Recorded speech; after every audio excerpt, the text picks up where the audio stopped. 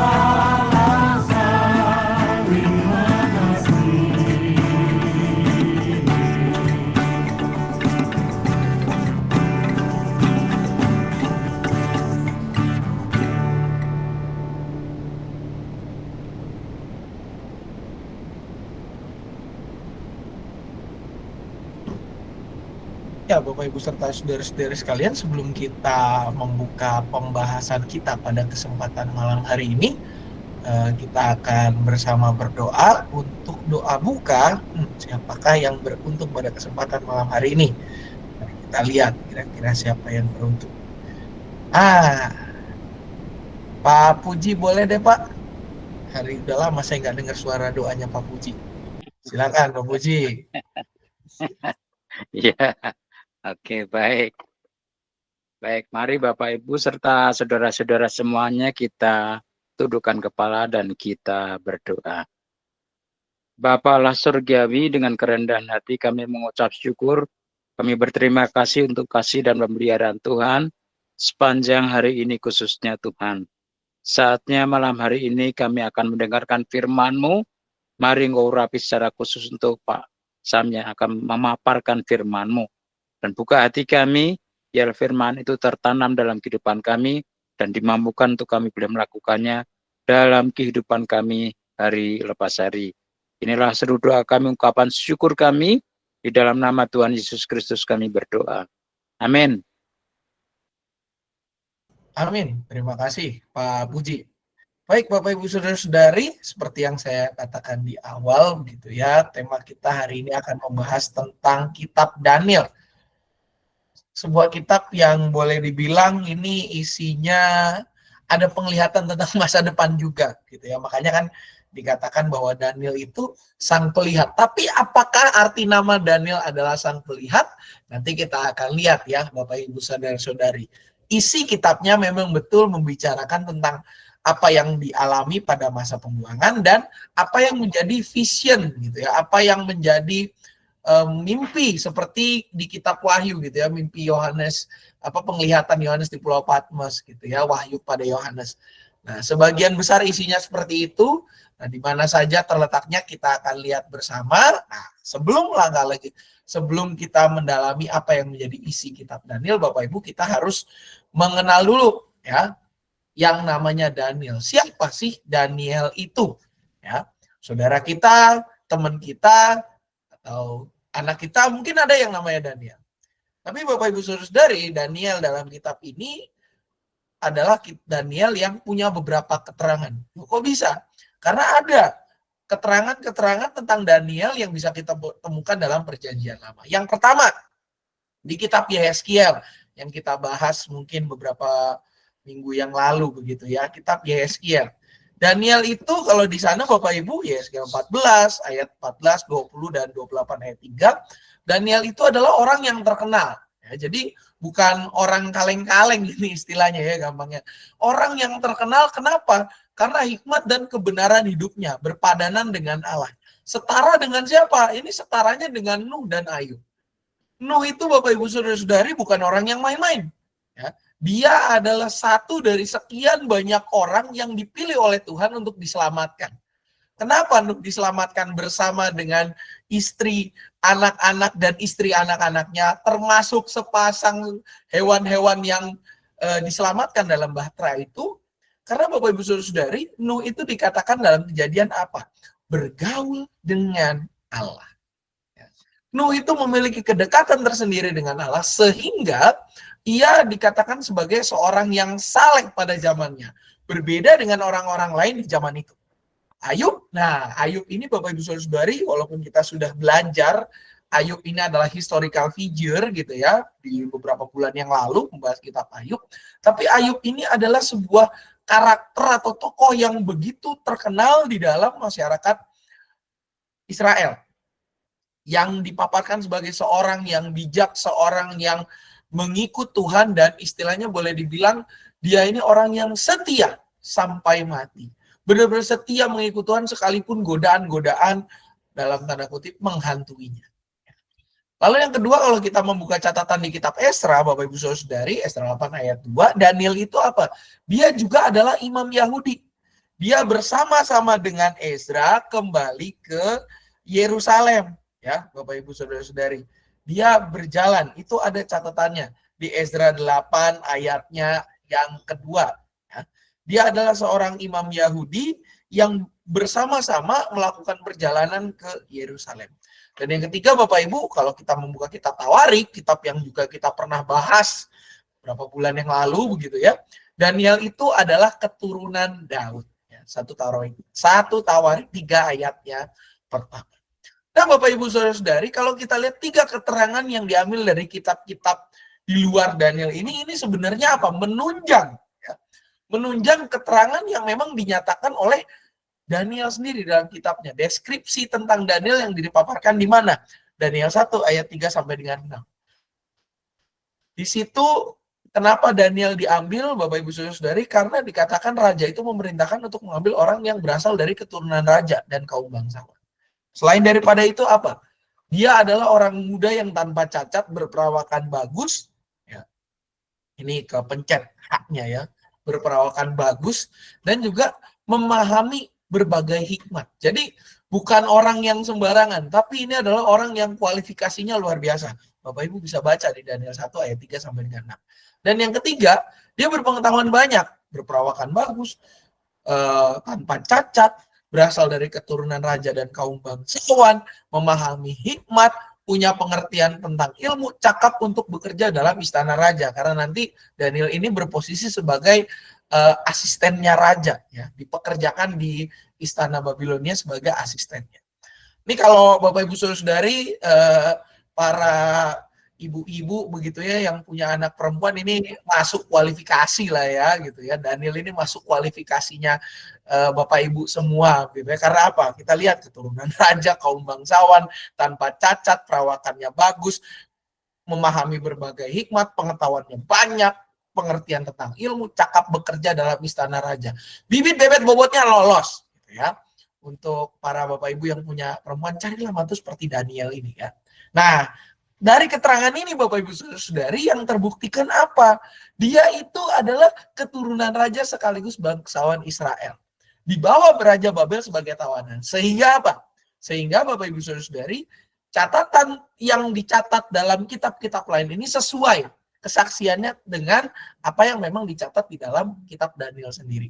Bahwa Daniel ini bukan orang yang main-main. Ini adalah orang yang luar biasa. Orang yang kualifikasinya juara. Bibit bebek bobotnya, wah udah, ini kalau dibilang 3 centang ya centangnya 3 lah gitu ya. Bener-bener outstanding semua lah nilainya gitu ya. Mantep. Nah, Bapak Ibu Saudara-saudari, arti namanya kira-kira apa, Daniel? Secara etimologi, secara ilmu bahasa, seperti bahasa nama-nama orang Israel pada umumnya, dia terdiri dari 2 suku kata. Yang pertama dari kata din. Ya. Din itu artinya apa? Mengadili atau memerintah. Din El, makanya Daniel, nama bahasa Ibrani dibaca Daniel. Daniel. Ya. Din dan El. El itu artinya Allah, Din itu artinya mengadili atau memerintah. Sehingga jika digabungkan, arti nama Daniel secara etimologis adalah Allah penguasaku dan juga Allah pengadilku.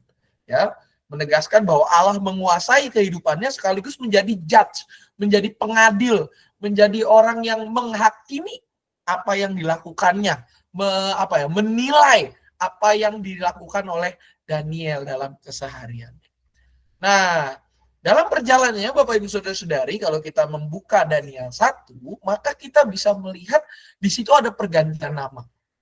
Ya, setelah orang-orang ini, karena Daniel kan tidak sendiri ya, dibawa ke ini Daniel dan beberapa rekannya, ada 3 di situ yang tercatat, yaitu Misael, Azaria, dan Hananya, itu dibawa.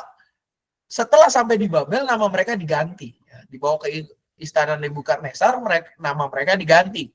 Ya, kalau kita lihat Sadrak, Mesak, dan Abednego itu bukan bahasa Ibrani, itu adalah bahasa Babilonia, bahasa Babylon. Ya. Hananya dirubah dari nama bahasa Ibrani menjadi Sadrak, Misael dirubah menjadi Mesak, Azaria menjadi Abednego. Daniel diganti menjadi apa? Beltsazar. Lah apa artinya gitu ya? Beltsazar itu artinya apa? Beltsazar itu dalam bahasa Babel artinya hidupnya dijaga oleh dewa Bel. Ya, orang Babel tuh percaya ada sebuah dewa namanya dewa Bel. Ini belnya beda, bukan yang dikentong di gereja itu ya Bapak Ibu, atau diketok di depan rumah, bukan. Belnya ini adalah bel dewa. Nama dewanya dewa Bel. Makanya Babil, Babylonian gitu ya. Babylonian itu kan artinya orang-orang yang menjadi bangsa dewa Bil, ya, Bil, Babilonia, Bel, Babel, dewa Babel. Beltsazar artinya hidupnya dijaga oleh dewa Bel, ya, masih mirip-mirip dengan nama aslinya dalam bahasa Ibrani, begitu ya. Kenapa dilakukan pergantian nama itu? Nah, Bapak Ibu Saudara-saudari, kalau bicara pergantian identitas, maka itu semua dilakukan untuk apa? Untuk mengganti identitas lama mereka. Dan dalam kasus ini, Bapak Ibu Saudara-saudari, kenapa nama mereka diganti ketika nyampe di istana Raja Babel itu, supaya mereka meninggalkan Allah Israel. Dan itu menjadi dorongan raja kalau kita lihat ya Bapak Ibu Saudara-saudari. Mereka itu dituntut untuk apa? Untuk meninggalkan Allahnya. Selalu dorongannya adalah meninggalkan Allah Israel, beribadah kepada raja, menjadi orang-orang Babilonian. Namun Bapak Ibu Saudara-saudari, kelak di dalam perjalanan kitab Daniel, kalau kita membaca, nama Daniel nanti dikembalikan. Ya, semua nama orang-orang yang diganti itu nanti dibalikin. Karena apa? Raja akhirnya mengakui kemahakuasaan Allah Israel. Ya, lebih daripada dewa mereka. Bahkan dewa mereka aja menyembahnya Allah Israel. Berarti Allah kita adalah Allah yang di atas segala Allah.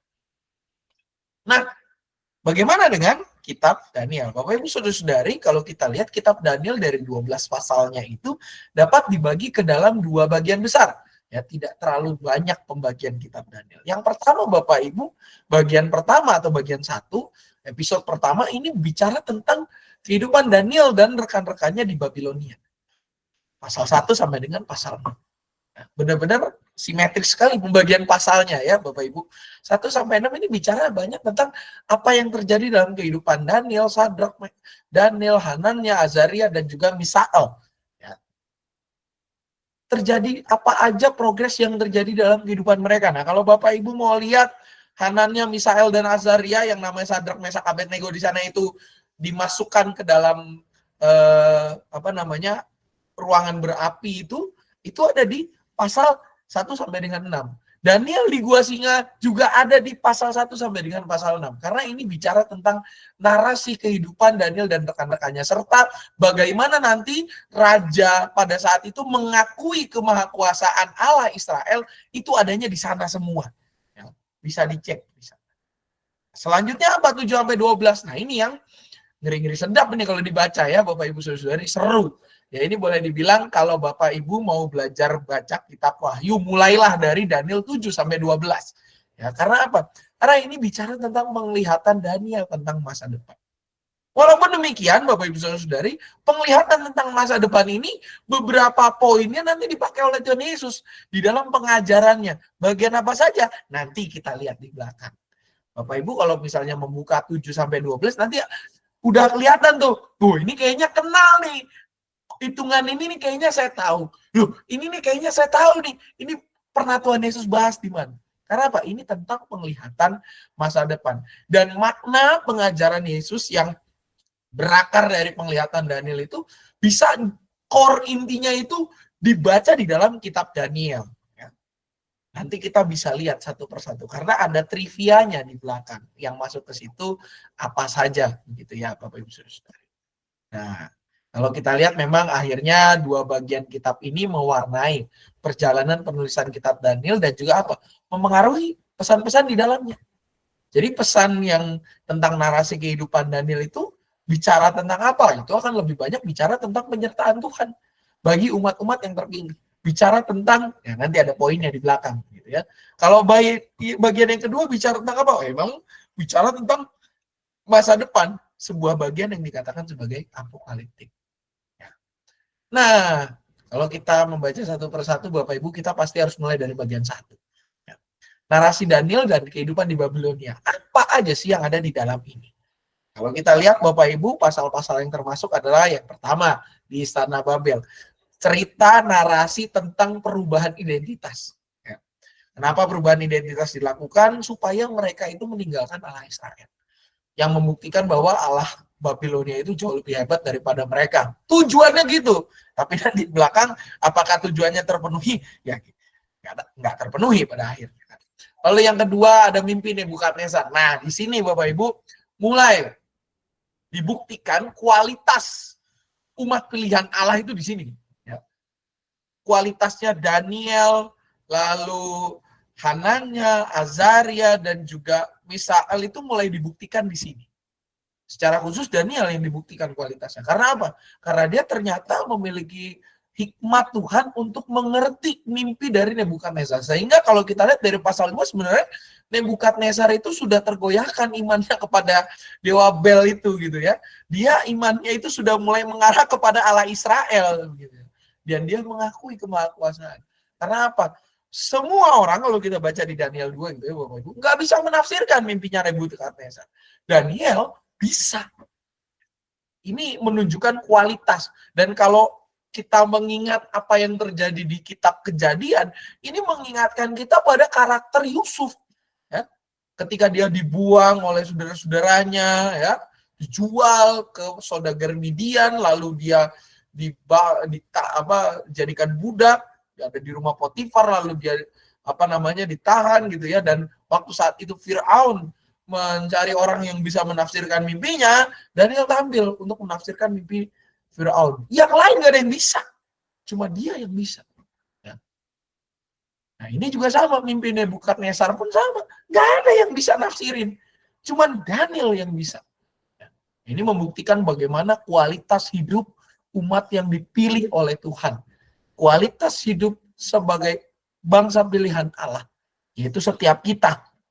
Kita kan dalam masa kini adalah orang-orang Israel yang baru. Ya. Harusnya kita bisa seperti ini, menunjukkan kualitas kita itu berbeda daripada dunia ini. Orang yang mengaku bahwa Yesus Kristus adalah juru selamatnya harus hidup berbeda. Ya, jangan serupa dengan dunia ini, melainkan berubahlah oleh pembaharuan budimu, sehingga kamu dapat membedakan manakah kehendak Allah, apa yang baik, yang berkenan pada Allah, dan yang sempurna. Itu kualitas kehidupan kita harusnya. Jangan sama dunia. Ya. Dan yang ketiga, Bapak Ibu, ada tentang perapian yang nyala-nyala. Nah inilah, di sini kan ya kita tahu cerita tentang tiga temannya Daniel, gitu ya, yang disebut dalam bahasa Babilonia namanya itu Sadrak, Mesak, Abednego. Nah, Bapak Ibu Saudara-saudari, juga di Daniel 4, Nebukadnezar itu meninggikan diri dan direndahkan. Ini bicara mulai menjelang ke arah Daniel itu mau dibuang ke gua singa, gitu ya.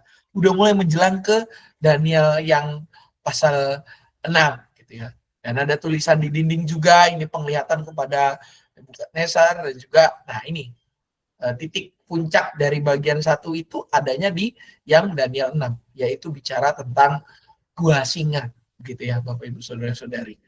Di mana semakin menunjukkan Allah berkuasa atas setiap umatnya, dan tidak ada Allah lain selain daripada Allah Israel yang sanggup berkuasa. Ya benar-benar kita mengakui bahwa tidak ada Allah lain. Ya. Silakan Bapak Ibu, pasti tahulah bahasa Arabnya seperti apa. Gitu. Tapi itu memang benar. Tidak ada Allah lain selain daripada Allah. Yang bagian kedua itu beda kita. Tapi bagian pertama itu jelas. Ini dibuktikan. Tidak ada Allah lain selain daripada Allah Israel yang lebih berkuasa. Itu di mana dibuktikan? Di Daniel 6.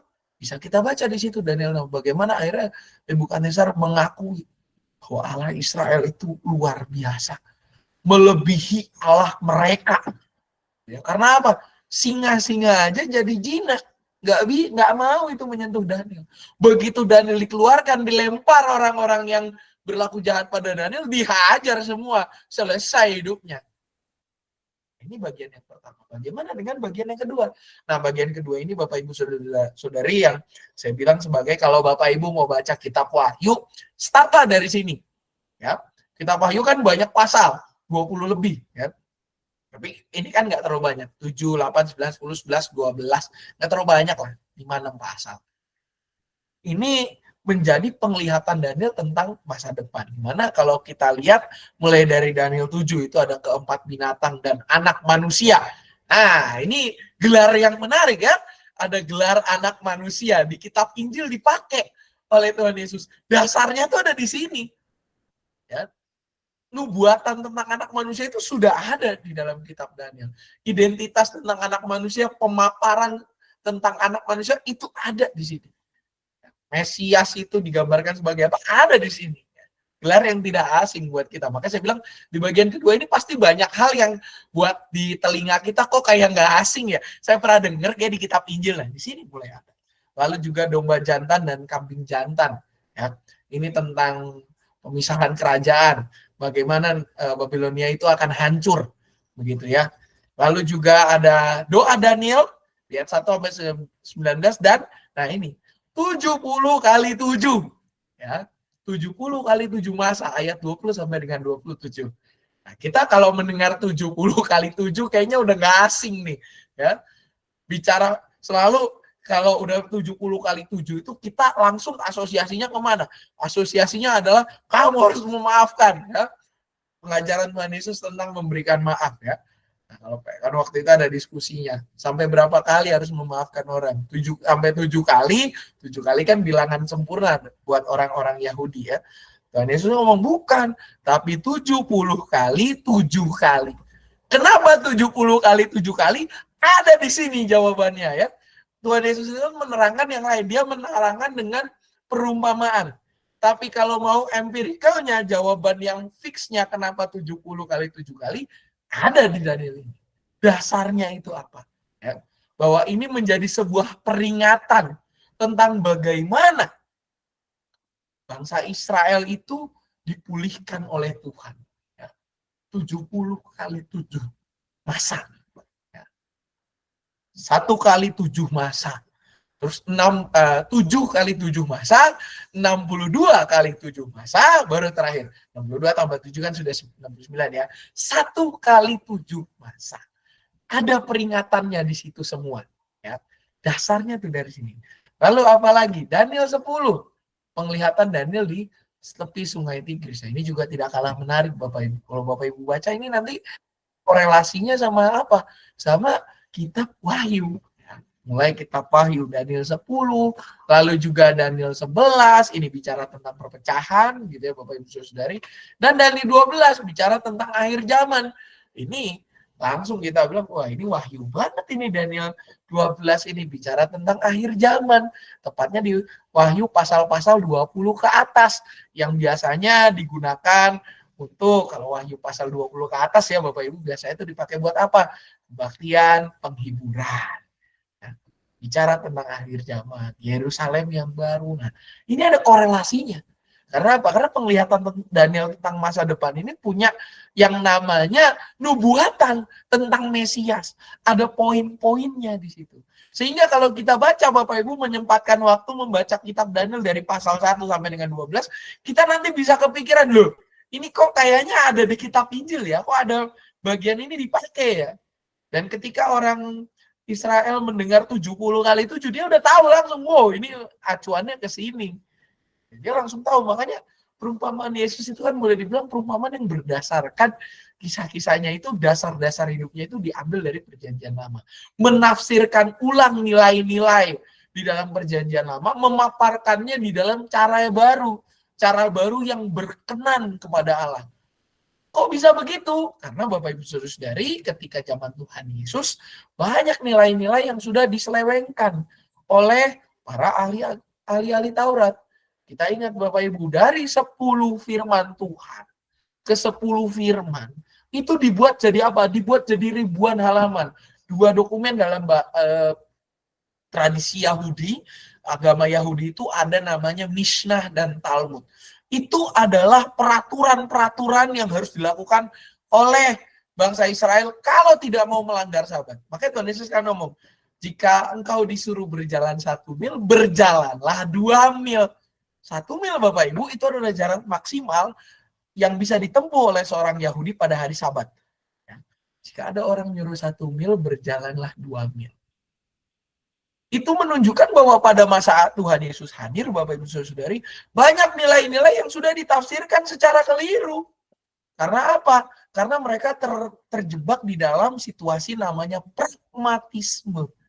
Ya, pragmatis itu kan ya bermain, kalau bola formasi pragmatis, bermain pragmatis itu kan ya bermain ini aja gitu ya, bertahan menyerang, nggak ada kreasi di tengah. Nah, orang-orang Yahudi pada zaman Tuhan Yesus itu sudah terjebak dalam pragmatisme. Sehingga apa? Mereka melupakan nilai-nilai yang ada di dalam perjanjian lama. Intinya apa? Dan yang Tuhan Yesus katakan bahwa manusia sudah menjadi, pada saat itu manusia sudah menjadi untuk hari Sabat, ya itu benar. Karena harusnya kalau kita baca kitab Daniel dan juga kitab-kitab perjanjian lama secara khusus, itu apa? Harusnya apa? Hari Sabat untuk manusia. Kenapa Sabat itu ada? Kenapa Tuhan membuat peraturan ini ada? Supaya buat kehidupan manusia. Supaya manusia hidup tertata. Dan supaya Tuhan itu berkuasa penuh atas mereka. Karena apa? Kalau manusia itu tidak hidup menurut kehendak Tuhan, ya habis kehidupan. Nah, ini juga yang dibahas dalam kitab-kitab Daniel. Kalau kita lihat bagaimana Allah yang Maha Kuasa itu benar-benar berkuasa penuh dalam kehidupannya. Dan bahkan ia memberikan masa depan. Dia tidak hanya menunjukkan kemahakuasaannya, show of power, melakukan show of power, tapi juga apa? Dia membuka, ini loh yang jadi rencana saya ke depan. Ini planningnya begini nih. Kalau kamu hidup mengikut jalan saya, maka ke depan kamu akan begini. Jika Allah berkuasa, maka keadaannya akan seperti ini. Nah, dari kitab ini Bapak Ibu Saudari, apa aja sih yang menjadi poin-poin teologis kalau boleh kita simpulkan? Nah, Bapak Ibu Saudari, kalau kita lihat dari 12 pasal kitab Daniel, maka kita bisa lihat ada 3 pokok teologis, ya, di mana kelak ini akan memengaruhi kehidupan bangsa Israel, khususnya pasca pembuangan. Yang pertama apa? Supremasi Allah. Ini yang saya bilang dari awal. Supremation itu kan boleh dibilang kekuasaan penuh, Ya, Allah yang berkuasa penuh, supremasi. Sehingga kalau kita lihat dalam kitab ini, khususnya di bagian pertama sampai dengan bagian akhir, Bapak Ibu Saudara, kita bisa lihat Allah yang berkuasa penuh. Gak ada yang bisa menandingi kuasa Allah Israel itu. Allah yang kita sembah. Allah yang mau menyatakan kehendaknya kepada manusia itu nggak bisa terbantahkan. Orang lain mengakui kemahakuasaan. Supremasi Allah ini menjadi poin penting di dalam kitab Daniel yang menunjukkan bagaimana Allah berkuasa penuh. Walaupun bangsa pilihannya sudah ada di dalam pembuangan, tetapi Allah tetap memelihara mereka. Pada saat itu Bapak Ibu Saudara, konsep bangsa Israel adalah Allah hanya berkuasa di kampung halaman mereka, di luar kampung halaman Allah tidak berkuasa. Nah, di dalam bagian ini bangsa Israel ditunjukkan bahwa Allah itu berkuasa. Gak ada yang bisa membatasi Allah. Gak ada yang bisa membatasi Allah. Pikiran mereka pun tidak bisa membatasi itu. Ruang lingkup apapun tidak bisa membatasi kuasa Allah. Karena ia begitu berkuasa. Dia memiliki supremasi yang besar dalam kehidupan setiap orang. Dan yang kedua Bapak Ibu Saudara-saudari, nah ini yang penting. Bahwa kesucian hidup itu adalah ibadah yang sejati. Kalau kita lihat tidak hanya bicara tentang kekuasaan Allah yang penuh, kitab Daniel juga bicara tentang apa? Respon umat yang mau menjaga kesucian. Kalau kita baca bagian pertama kitab Daniel, Bapak Ibu Saudara-saudari, kita lihat di situ Daniel tuh digoda loh, ditawarkan berbagai kemudahan-kemudahan hidup kalau dia meninggalkan Allah Israel. Tapi apa? Daniel dan 3 rekannya yang lain, Hanania, Azaria, dan Misael, atau kita lebih kenal dengan sebutan Sadrak, Mesak, Abednego, ya, itu memilih jalan yang susah, jalan yang tidak populer, jalan yang sepi, jalan yang jauh, yaitu menjaga kesucian hidup. Benar-benar menjaga hidup mereka, arah hidup mereka, perkataan, pikiran, perbuatan, semuanya berpadanan dengan kebenaran firman Tuhan. Sampai ibadah mereka aja dijaga walaupun udah dihalang-halangin, ya, menunjukkan keteguhan hati untuk beribadah kepada Allah. Nah, ini reflektif buat kita sih akhirnya Bapak Ibu. Kita sekarang tidak sesusah Daniel pada waktu itu, ya. Bahkan beberapa orang mengatakan rumah saya dekat banget sama gereja, gitu ya. Nah, pertanyaannya adalah Bapak Ibu Saudari, sudahkah kita di tengah kemudahan ini tetap menjaga keteguhan hati, atau justru kita terlena dengan kemudahan-kemudahan yang ada? Ada satu kali Bapak Ibu Saudari, ada seorang pernah bercerita kepada saya, Pak Pendeta, dia bilang, saya punya teman gitu ya, punya teman di daerah asalnya gitu ya, rumahnya itu deket banget sama gereja, boleh dibilang gereja itu seberangan lah sama rumahnya dia. Cuma apa? Sedihnya saya adalah teman saya itu rumahnya di depan gereja, tapi dia nggak pernah ibadah, nggak pernah datang mau duduk kebaktian. Perjamuan kudus pun jarang-jarang dia datang. Apakah itu tidak miris? Nah, ini Bapak Ibu.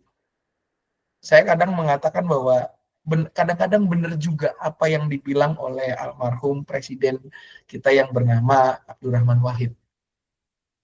Bagaimana cara membuat orang Kristen tidak bertumbuh? Sederhana. Berikan mereka kelegaan. Sudah. Satu kali saya pernah dengar pendapat seperti itu. Karena apa? Karena ketika kita terlena dengan kelegaan, maka kita melupakan semangat kita untuk menjaga kesucian. Kitab Daniel mengajarkan kita bahwa apapun situasinya, kita harus menjaga kesucian hidup. Hidup yang berpadanan dengan kebenaran firman Tuhan. Bahwa firman Tuhan itu harus di atas segala sesuatunya. Benar-benar meraja di dalam hidup kita. Karena itulah ibadah kita yang sejati. Daniel di dalam kesusahannya, dia harus kena dilempar ke gua singa, 3 temannya harus mengalami pembakaran itu gitu ya. Mereka di tengah kesusahan itu tidak menyerah untuk terus menjaga hidup yang berpadanan dengan kehendak Tuhan. Masa kita di tengah situasi yang sudah lebih baik pada saat ini justru kita loyo, justru kita terlena, justru kita jadi orang-orang yang akhirnya ya udahlah, toh minggu depan masih bisa gereja, oh minggu depan gak ke gereja, oh masih bisa bulan depan, oh masih bisa tahun depan. Ya, kalau di tengah jalan Tuhan tiba-tiba datang, mau kumaha, kan susah ya. Saya pun tidak bisa membantu Bapak Ibu kalau Tuhan yang sudah datang menjumpai Bapak Ibu semua. Ya. Nah, yang ketiga apa? Yang ketiga Bapak Ibu, ini bicara tentang anak manusia. Bahwa sejak zaman dahulu, sudah disuarakan yang namanya Mesias itu. Pada saatnya kelak, bangsa Israel itu akan diselamatkan oleh anak manusia yang dimuliakan. Daniel 7 ayat 14. Dia adalah sosok yang dimuliakan. Sosok yang begitu tinggi. Sosok yang benar-benar luar biasa lah. Gitu ya. Tidak ada tandingannya. Nah, itulah yang kelak akan menyelamatkan umat pilihan Allah dari segala kesulitan-kesulitan yang dihadapi. Nah, inilah yang juga disuarakan di dalam kitab Daniel. Nah, 3 hal inilah yang disuarakan di dalam kitab Daniel. Bahwa Allah itu berkuasa penuh. Bahwa karena Allah berkuasa penuh, kita harus menjadikan kesucian hidup sebagai ibadah kita yang sejati. Menunjukkan keteguhan hati untuk beribadah kepada Allah. Menyatakan pertobatan yang sejati di dalam hidup keseharian kita. Dan juga apa? Bahwa anak manusia, Mesias yang menyelamatkan itu, telah disuarakan kepada kita semua. Telah disuarakan dan dijanjikan oleh Allah menjadi sang penyelamat yang akan menyelamatkan kita, di mana ialah sosok yang dimuliakan itu. Nah, Bapak Ibu Saudara-saudari, selain daripada 3 inti tadi, ada juga beberapa hal yang kalau boleh kita katakan, ini menjadi sebuah hal yang menarik di dalam kitab Daniel. Nah, apa saja 3 hal menarik itu? Yang pertama, gelar anak manusia. Nanti kalau kita ingat Bapak Ibu Saudara-saudari di dalam kitab Injil, gelar ini akan dipakai oleh Yesus untuk menunjukkan identitasnya sebagai Mesias, utusan yang adalah Allah sendiri. Ya. Kalau kita lihat itu kan Yesus itu kan hadir ke tengah dunia, ya, diutus oleh Allah, tetapi dia adalah Allah sendiri, di mana Allah itulah yang akan menyelamatkan setiap umatnya, menggunakan apa yang ia miliki, kekuasaan yang ia miliki sendiri, melepaskan apa yang ia miliki untuk menjadi sama dan serupa dengan kita, untuk menyelamatkan kita dan menjadi teladan dalam kehidupan kita. Dan yang kedua Bapak Ibu, nah ini 70 kali 7. Sebenarnya 70 kali 7 ini bukan hanya bicara tentang tentang bagaimana memberikan maaf, tetapi apa, ini menjadi simbol penyucian diri. Kalau kita lihat Bapak Ibu di Daniel 9 ayat 24, ini menjadi penegasan terhadap karya Allah di dalam menyucikan umat pilihannya. Dan yang ketiga Bapak Ibu Saudara-saudari, kalau kita lihat Daniel 12 secara tidak langsung berhubungan erat atau berkorelasi tadi dengan kitab Wahyu, yang memang kalau kita punya waktu membaca kitab Wahyu dari pasal 1 sampai dengan 22, Bapak Ibu Saudara-saudari, itu isinya seru lah. Ya kayak baca cerita perang, tapi lebih daripada sekedar cerita perang. Karena apa? Karena mengajak juga kita untuk berimajinasi dan hadir di dalam kisah-kisah itu. Walaupun di dalam kitab Wahyu, Bapak Ibu Saudara-saudari, itu banyak sekali bahasa simbol di sana, sehingga tidak bisa kita tafsirkan secara mudah. Plek-ketik-plek begitu aja nggak bisa ditafsirkan. Harus ada kaidah-kaidah yang diterjemahkan terlebih dahulu. Begitu ya. Apa maksudnya simbol 666? Apa maksudnya naga? Apa maksudnya ini? Semua ada simbolnya. Tapi kitab itu berkorelasi dengan kitab Daniel yang berisi tentang penglihatan tentang masa depan. Nah, Bapak Ibu serta saudara-saudari, ini beberapa hal yang bisa saya bagikan terkait kitab Daniel. Dimana kalau kita bisa simpulkan Bapak Ibu, kenapa Daniel ini bisa dikatakan sebagai sang pelihat? Karena dia tidak hanya melihat masa lalu, ya, yang dimana dia hidup pada masa Raja Yakin, gitu ya. Tapi dia juga melihat masa kini, masa di mana ia harus menjadi berkat di tengah segala situasi yang membatasinya. Dan dia juga melihat masa depan yang menjadi momen di mana Tuhan menyatakan kehendaknya dalam kehidupan umat pilihannya. Itu yang bisa saya bagikan Bapak Ibu Saudari. Barangkali jika ada yang mau menambahkan atau ada yang mau ditanyakan, dipersilahkan.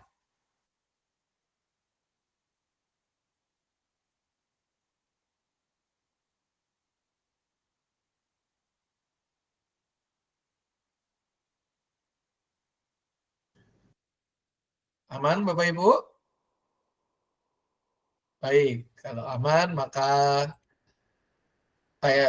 mudah-mudahan apa yang kita pelajari bersama tadi menjadi bekal bagi kita untuk semakin memahami dan semakin mendorong diri kita untuk tekun mempelajari firman Tuhan, mempraktikannya dalam hidup keseharian, dan juga menjadi pemelihara yang nyata dengan meneguhkan hati kita, menjadikan kesucian diri sebagai menjadikan hidup kita yang suci dan berkenan kepada Allah sebagai ibadah yang sejati, karena Allah telah membeli kita dan telah memampukan kita menjadi para hambanya.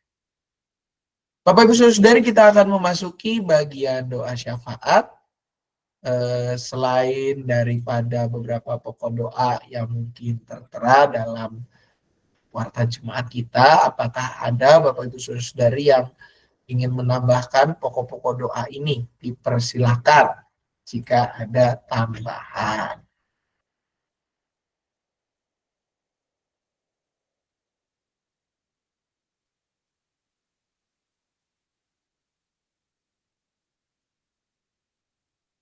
Baik, kalau tidak ada tambahan, Bapak Ibu Saudara-saudari, kita akan menaikkan doa syafaat kita kepada Tuhan. Kami bersyukur Tuhan karena pada kesempatan ini kami boleh kembali mempelajari kitab-Mu, di mana kami dipaparkan dan ditunjukkan sosok Daniel, umat yang di dalam segala keterbatasan, di dalam segala penindasan, di dalam segala kesulitan yang ia hadapi, ia tetap menjaga kesucian dan kemurnian ibadah kepadamu ya Bapa, lewat kemurnian dan kesucian diri yang tetap terarah kepadamu saja. Mampukan kami untuk boleh menjadikan Daniel sebagai contoh nyata yang kami hidupi dalam keseharian kami, lewat pikiran, perkataan, perbuatan, sikap, dan karakter yang kami tunjukkan. Kami pada saat ini berdoa ya Tuhan untuk bangsa dan negara kami, khususnya di dalam segala situasi yang dihadapi, bencana-bencana alam maupun juga fenomena alam yang mungkin sedang tidak bersahabat ya Bapak. Kiranya Tuhan berkati perjalanan bangsa dan negara ini, Tuhan yang boleh memberkati para pemimpin kami agar mereka boleh memerintah di dalam hikmat dan kuasa-Mu saja ya Bapak, dan juga mampukan kami sebagai bagian dari bangsa dan negara ini untuk membangun bangsa ini lewat segala hal yang dapat kami kerjakan dan kami lakukan. Kami juga berdoa untuk gereja-Mu ya Tuhan, GKI Cicurug, khususnya kegiatan menjelang Paskah dan Pentakosta, untuk kebaktian Kamis Putih pada esok malam jam 6:30, kebaktian Jumat Agung pada hari Jumat mulai jam 8 pagi, juga untuk Minggu Paskah di mana tanggal 20 nanti ya Bapak, di mana juga ada pengumpulan aksi puasa Paskah yang akan dipergunakan untuk menambah kebutuhan pelayanan kaum muda gereja kami ya Tuhan, untuk anak-anak remaja dan juga anak-anak sekolah minggu. Kegiatan persidangan majelis jemaat diperluas dan juga kegiatan persidangan majelis jemaat di tanggal yang sama, dan juga kegiatan-kegiatan gereja lainnya ya Tuhan. Kami serahkan semuanya ke dalam tangan pemeliharaan-Mu saja. Biarlah kami semua boleh berpartisipasi nyata, dan Kau juga yang menolong kami untuk boleh menjadi pelaku-pelaku firman-Mu yang nyata, yang mau memberi diri kami melayani umat-Mu di persekutuan ini. Kami berdoa bagi para aktivis dan juga para karyawan kami, kiranya Tuhan berkati hidup mereka semua. Kami juga berdoa bagi sanak saudara kami yang mungkin dalam kondisi sakit maupun dalam masa pemulihan, untuk Pemalena, Bapak Agus Irianto, Bapak Sutarto, Bapak Willy Hartono, Bapak Yusuf Gunawan, Ibu Tina, Ibu Misda Pandiangan, Ibu Sumarti, Saudari Nita, Ananda Giovanno Purba, juga rekan-rekan kami yang mungkin dalam pergumulan terkait kehidupan pribadi mereka, baik dalam pernikahan, baik dalam masa depan atau pendidikan, juga untuk relasi di dalam kehidupan mereka masing-masing ya Bapak. Kiranya Tuhan berkati mereka semua, Tuhan yang boleh hadir dan menyatakan kehendak-Mu, serta menguatkan mereka, dan pakailah keluarga yang mendampingi serta kami ya Tuhan, untuk boleh menjaga mereka, memberikan penguatan dan juga penghiburan daripada-Mu saja. Kami juga menyerahkan proses penerimaan murid baru BPK Penabur Cicurug, jenjang TK, SD, hingga SMP. Biarlah Tuhan yang beracara, Tuhan yang memakai agar sekolah ini terus bertumbuh dan menjadi berkat di tengah masyarakat, serta juga memampukan kami untuk boleh mewartakan bahwa ada sekolah yang menjadi kepanjangan tangan gereja untuk melayani anak-anak-Mu di bidang pendidikan. Kami juga menyerahkan diri kami dalam tangan pemeliharaan-Mu saja ya Tuhan, jadilah pada kami seturut dengan kehendak-Mu. Doa ini hanya kami satukan dalam nama anak-Mu Tuhan Yesus Kristus, kami berdoa. Amin. Bapak Ibu Saudari, mengakhiri kegiatan sersan kita akan menyanyikan sebuah lagu yang menjadi lagu tema masa Paskah kita, yaitu Mari Tuturkan Kembali.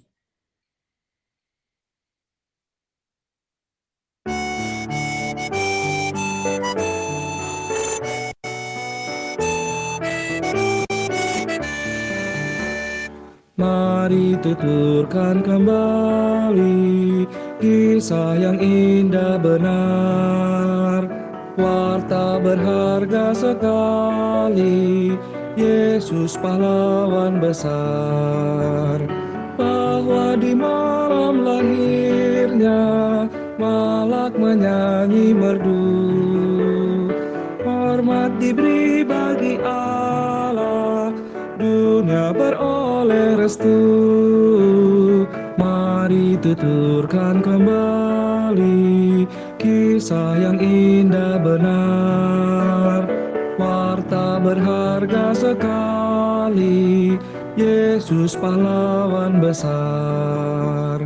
Waktu Al-Masih puasa di padang tandus gersang, untuk dosaku digoda, tapi akhirnya menang. Mari tuturkan derita dan sengsaranya pedih, untuk manusia yang hina, Ia disiksa perih. Mari tuturkan kembali kisah yang indah benar, warta berharga sekali, Yesus pahlawan besar. Tuhan dipaku di salib, tubuh memar didera, matinya nista dan aib, lalu dikubur segera. Warta gembira sekali, kubur tak dapat menang.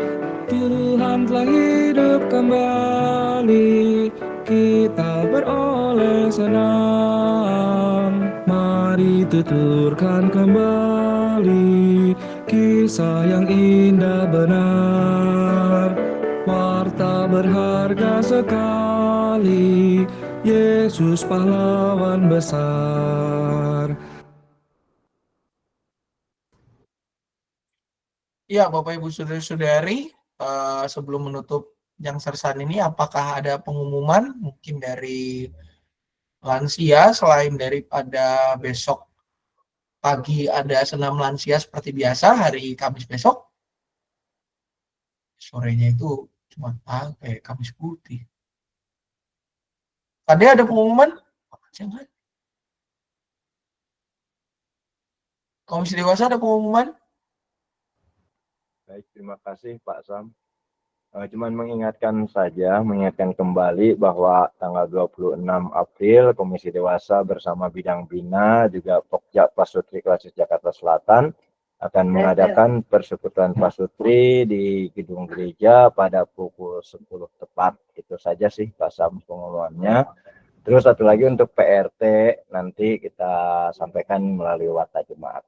Terima kasih Pak Sam. Siap, terima kasih Pak David. Melanjutkan pengumuman, Bapak Ibu mengingatkan besok dan Jumat ya, besok dan lusa.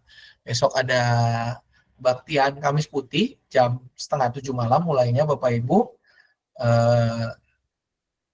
Temanya ya bisa dilihat di tayangan yang tersedia, dan juga Jumatnya Bapak Ibu, Jumat Agung mulai jam 8 pagi ada perjamuan kudus juga, dan perjamuan kudus rumahan akan dilakukan pada hari Jumat, revisi ya dari Warta Bapak Ibu. PK rumahan akan dilakukan hari Jumat setelah kebaktian Jumat Agung. Gitu ya. Jumat Agung jam 8 ada perjamuan kudus dilayankan. Ya. Lalu juga minggunya Paskah, ya, Bapak Ibu, jangan lupa untuk sekolah minggu ada perayaan Paskah di seberang di parkiran, dan juga kalau kebaktian remaja itu masih sama jam 9 pagi, dan kebaktian Paskah itu mulai tetap hari Minggu kan 20 April jam 7 dan jam 9. Berkaitan dengan kebaktian Paskah, Bapak Ibu Saudara-saudari, jangan lupa aksi puasanya dikumpulkan pada tanggal, kok hilang warta tentang aksi puasa ya? Ini dia.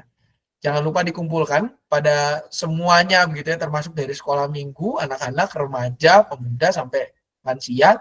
Aksi puasanya, amplop yang sudah kita kumpulkan mulai tanggal 5 Maret itu dikumpulkan pada tanggal 20 nanti gitu ya. Dana yang terkumpul nanti akan digunakan untuk Bapak Ibu bisa lihat detail-detail penggunaan dananya gitu ya. Itu saja mungkin kalau dari saya, nggak ada lagi tambahan.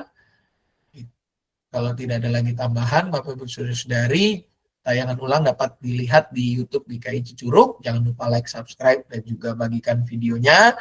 Atau juga mengikuti media sosial GKI Cicurug untuk mendapatkan informasi terkait seputar gereja. Terima kasih atas partisipasi Bapak Ibu semua. Selamat melanjutkan aktivitas. Tuhan Yesus memberkati. Terima kasih Bapak Ibu, terima kasih Pak Sam, Tuhan Yesus berkati. Selamat malam semuanya. Terima kasih Pak Sam.